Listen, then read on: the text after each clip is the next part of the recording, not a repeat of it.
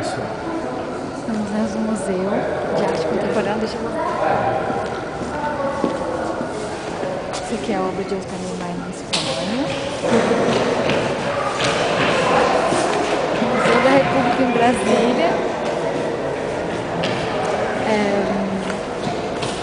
Aqui, Parque Dona Recife. Londres. Vamos em todos.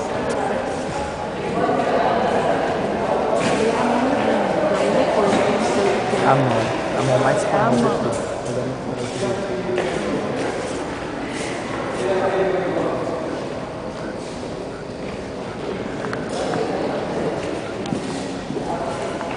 Ele fez 3 mulheres peladas, não sei pra quê, né? Mas tudo bem.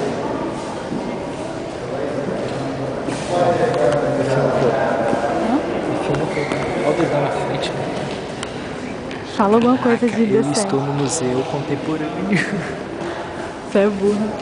É difícil de acreditar numa situação dessa. Gente, as artes são demais. Tudo bem que eu não entendo quase nada, né? Mas aquela mãozinha ali, eu conheço ela. Tem muitas fotos dela na internet. Tem mesmo? Tem.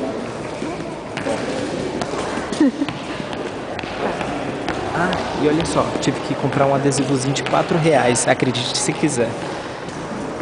O meu foi 2, porque eu sou estudante.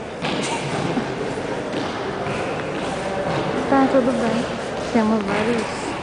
Pode falar. Aqui.